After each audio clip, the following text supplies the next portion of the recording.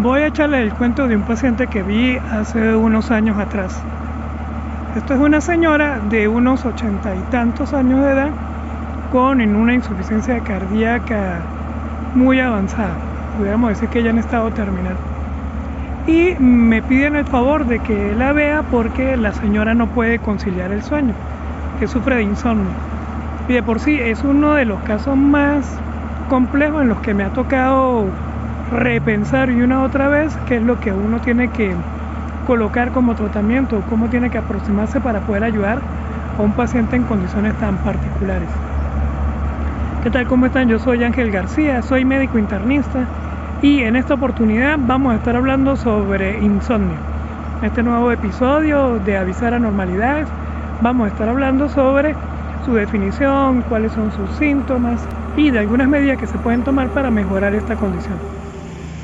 Cuando hablamos de insomnio, según la Clasificación Internacional de Enfermedades, vamos a entender que es una queja persistente sobre alteraciones del patrón de sueño, bien sea porque cuesta iniciarlo, cuesta mantenerlo, o hay despertares antes de la hora deseada y que estas alteraciones se van a estar acompañando de igual manera de alteraciones en el comportamiento diurno.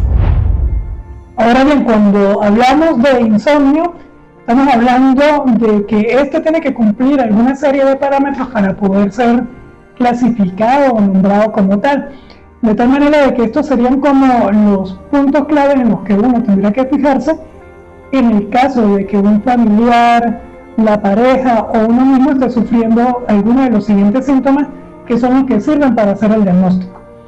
En este sentido hay que mencionar que hay 4 cosas importantes. 1, la presencia de la alteración del sueño. 2, si esta alteración del sueño se acompaña de alteraciones en el estado de ánimo, en el nivel de energía o en la conducta. 3, si esto ocurre en relación con alguna alteración en cuanto al contexto o circunstancias o posibilidades de poder conciliar el sueño.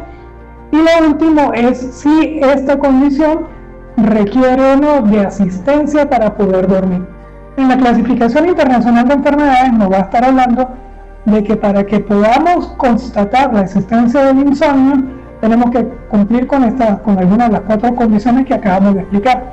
En este sentido habría que considerar como criterio diagnóstico lo siguiente: es decir, si el paciente tiene dificultad para iniciar el sueño, para mantenerlo, si hay un despertar anterior a la hora deseada o resistencia a dormir, o si se requiere de algún tipo de asistencia o ayuda para poder conciliar el sueño. Dentro de los síntomas que vamos a tener es que hay una disminución en el rendimiento cognitivo, en el rendimiento académico, disminución de la energía, fatiga, que hay una propensión a cometer errores o a sufrir accidentes, somnolencia diurna, irritabilidad, problemas en el trabajo, problemas en la familia, que exista la preocupación por la alteración del sueño. Que todos estos síntomas no están explicados solamente por la falta de oportunidad o de circunstancias para conciliar el sueño. También nos va a mencionar otra característica importante, que es el tiempo. Esto es lo que nos va a diferenciar un insomnio de carácter agudo de aquel que es crónico. Y aquí vamos a estar hablando de que los síntomas se tienen que presentar por lo menos 3 veces por semana durante 3 meses. Por debajo de este periodo estaríamos hablando de un insomnio agudo, por encima de este periodo de tiempo estaríamos hablando de un insomnio de carácter crónico. Y por último es que estos síntomas no estén explicados por otra condición. Pero aquí haciendo una salvedad, que hay enfermedades que pueden producir insomnio como uno de sus síntomas, o que el insomnio esté presente como una patología, como una comorbilidad asociada a la existencia de otras enfermedades. Y también hay algo muy particular, que el insomnio se cuela como un criterio incluso diagnóstico para algunas enfermedades. En este caso, el insomnio tiene mucha importancia, por ejemplo, para deterioro cognitivo, estos tipos de demencia pudiéramos decir, e incluso para algunas enfermedades de carácter reumatológico como la fibromialgia. El insomnio además es algo frecuente, dependiendo de la serie de casos o de los reportes que uno utilice para conocer su prevalencia. Se habla de que alrededor entre un 8 o 20% de los pacientes que acuden a consulta de atención primaria van a presentar este síntoma o esta enfermedad, y que es de predominio en mujeres. La proporción de mujeres a hombres es de 3 o 4 a 1, y que es muy frecuente en edades avanzadas de la vida. Como datos importantes en relación al insomnio, uno tiene que revisar o estar vigilando acerca de algunos factores que pueden estar contribuyendo o disparando esta condición. Dentro de estos factores importantes vendríamos a tener lo que es la presencia de enfermedades mentales o trastornos mentales, cómo está la condición social de la persona en cuanto a pareja, trabajo. También se considera como un factor importante el uso de sustancias como el alcohol, la nicotina o algunas otras drogas. Hay que estar pendiente de los síntomas y de cómo es la función de uno, cómo se comporta uno, cómo rinde uno en el día. Hay que también estar pendiente de la información acerca de cómo es la vida de pareja. Por ejemplo, si la pareja ronca, si tiene una condición que se llama síndrome de piernas inquietas, es decir, si está toda la noche dando patadas, moviendo las piernas. También la condición del trabajo, y también hay que estar muy pendiente de lo que son los ciclos de sueño-vigilia, es decir, normalmente a qué hora uno se levanta y a qué hora normalmente uno se acuesta.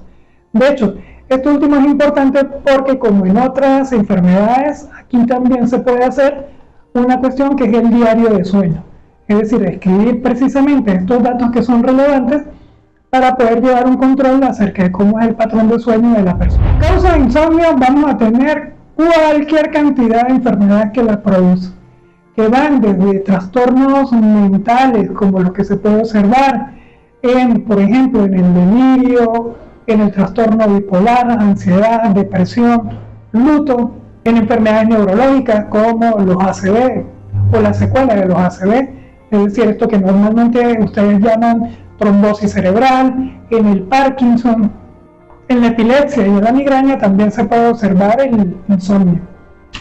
También, dependiendo de la serie en la que uno lo revise, vamos a encontrar que el insomnio es relativamente frecuente en las enfermedades cardiovasculares, es decir, en hipertensión, en diabetes, en obesidad, en hiperinsulinismo, resistencia a la insulina.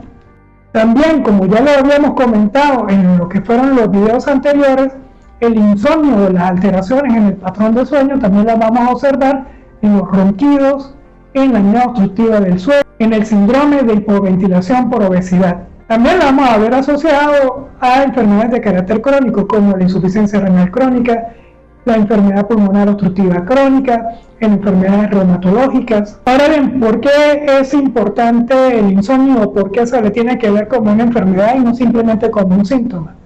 Primero, como ya vimos en la primera parte del video, el insomnio tiene características propias en cuanto a síntomas, duración y, por supuesto, las manifestaciones que puede dar, complicando algunas otras enfermedades.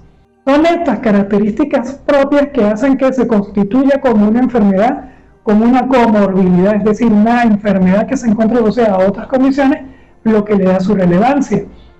Por ejemplo, para enfermedades cardiovasculares se ha visto que la presencia de insomnio tiene tanta relevancia como algunos de los factores de riesgo habituales o convencionales para presentar una persona y de los que también ya hemos hablado. Es decir, el insomnio viene a ser tan importante en algunos casos como, por ejemplo, tener el colesterol alto, ser obeso o ser fumador. De hecho, el insomnio se puede constituir como en una causa de hipertensión resistente, es decir, que el paciente se le coloca tratamiento, se le ajusta dosis, se le aumenta la dosis o se le incrementa el número de medicamentos que toma y a pesar de eso no mejora. Probablemente en un grupo de pacientes que entra dentro de esta categoría va a tener algún problema de insomnio que está contribuyendo a la elevación de sus cifras tensionales. Y también se ha visto que los pacientes que son insomnes tienen mayor probabilidad de sufrir infarto y que por supuesto pues tienen más enfermedades cardiovasculares que aquellos que no lo son. Cosa que no se ve a la inversa, me explico, si usted tiene enfermedad cardiovascular no quiere decir que necesariamente es insomne, pero la relación inversa, es decir, si usted es insomne y tiene enfermedad cardiovascular, sí va a haber un aumento de su riesgo cardiovascular.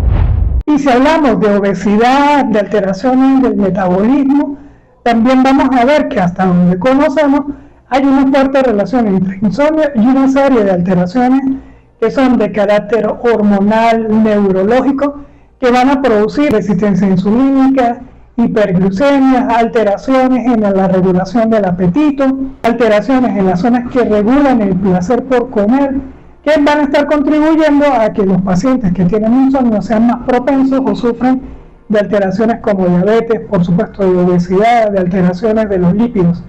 Es por estas razones que no se debe ver el insomnio solamente como esta pérdida de sueño o del cansancio asociado al mismo, sino que es una enfermedad mucho más grave que, al igual que ocurre con la tensión o que ocurre con el colesterol o con la obesidad, pues tiene sus consecuencias.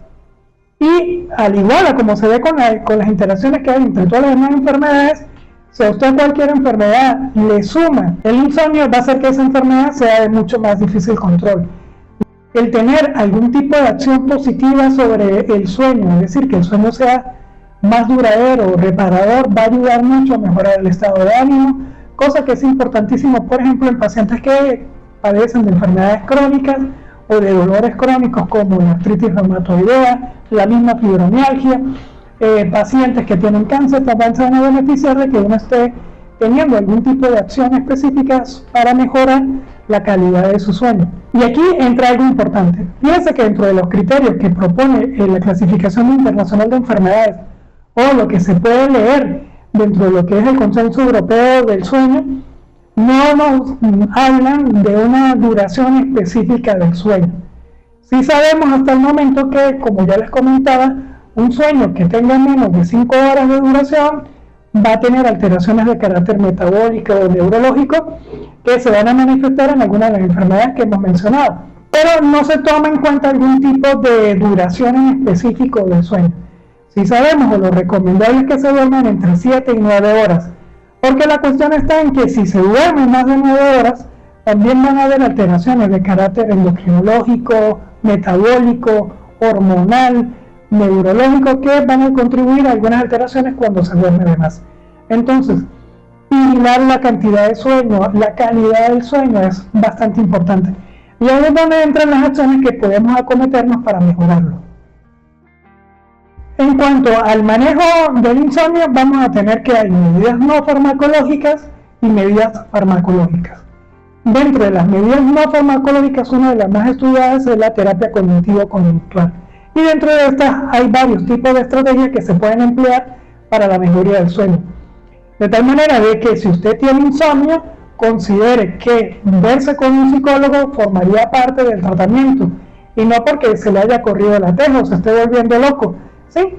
Sino porque las estrategias que toca corregir e implementar para mejorar el sueño pues van a depender precisamente de estas evaluaciones o del trabajo en conjunto que se haga con psicología. Como recordarán, también toca estar vigilando aspectos como memoria, condición emocional, relaciones de pareja, que pueden tener un efecto negativo sobre la calidad del sueño. Es importante hacer actividad física en forma regular, que se ha visto que mejora la calidad del sueño y su duración. La exposición a la luz solar es muy importante, y hay algunas otras cosas que se pueden utilizar que, aunque todavía no tienen un cuerpo de evidencia sólido detrás de ellas, pero sí se pueden emplear. Por ejemplo, escuchar música, una acción terapéutica nueva que es la estimulación transcraneal. Dentro de las estrategias de carácter farmacológico que pueden emplearse para mejorar el sueño existen muchas. Las más conocidas, que ustedes probablemente habrán escuchado o habrán visto que algún familiar de ustedes o ustedes mismos la han tomado, de primero estarían las benzodiazepinas. También están las conocidas llamadas drogas Z, como la zopiclona, el zolpidem. Se pueden utilizar además algunos antihistamínicos particulares, algunos antidepresivos, y también se pueden utilizar algunos fitoterapéuticos como la lavanda, la pasiflora o la valeriana. Medicamentos como la melatonina todavía no han demostrado que tengan una utilidad fuerte o positiva para la corrección del insomnio, y los antipsicóticos, como lo había mencionado, son de vigilancia. Muchos de estos medicamentos, su indicación va a depender de las características que tenga el paciente, es decir, no son para todos los pacientes. Los esquemas terapéuticos todavía tampoco están como muy establecidos. Algunos hablan de terapias de carácter continuo, terapias de carácter intermitente, para evitar precisamente algunas condiciones de adicción a los medicamentos, sobre todo a las benzodiazepinas. Y recordarán que, por ejemplo, estas últimas, las benzodiazepinas, tienen problemas para ser prescritos en ancianos por la somnolencia, el riesgo de caída, el deterioro cognitivo que pueden ocasionar. Entonces, ¿Qué medicamentos van a utilizarse? Dependerá de lo que se acuerde con su médico, de acuerdo a la severidad, la duración o de cómo usted se siente con su insomnio y con lo que se puede implementar en cuanto a las medidas no farmacológicas. Entonces, para mejorar el sueño, ¿qué es lo que vamos a hacer? Implementar todas las medidas que no son de carácter farmacológicas para mejorarlo. Ponerlo a hacer ejercicio, ponerse al sol, terapia cognitiva conductual. Y en cuanto a las terapias de carácter farmacológico, su elección, duración, de tiempo estarlas tomando, pues va a depender de la severidad que tenga su insomnio, de cómo usted se siente y de lo que usted converse con su médico tratante. Entonces, a manera de resumen, ¿qué podemos concluir? Uno, que el insomnio es una enfermedad que es necesario prestarle atención, tiene múltiples síntomas que hay que estar vigilando, que se correlaciona con el deterioro de otras condiciones cuando él está presente, de lo cual entonces tocaría estar pendiente de la condición cardiovascular de la persona, de la condición mental de la persona, de cómo está su situación metabólica, de obesidad, de control de diabetes. También toca estar muy pendiente del estado emocional. Y que existen varias estrategias de carácter farmacológico y no farmacológico que pueden ser empleadas para la corrección del insomnio. Entonces, con esto hemos hecho como un pequeño resumen de lo que es el insomnio. En la caja de comentarios voy a estarle dejando alguna información importante, sobre todo lo del Consenso Europeo del Sueño. Hasta aquí les acompaño en el día de hoy. Yo soy Ángel García, médico internista. Esto fue Avisar Anormalidades y vámonos a dormir tranquilos. Nos vemos en un próximo episodio. Chaito.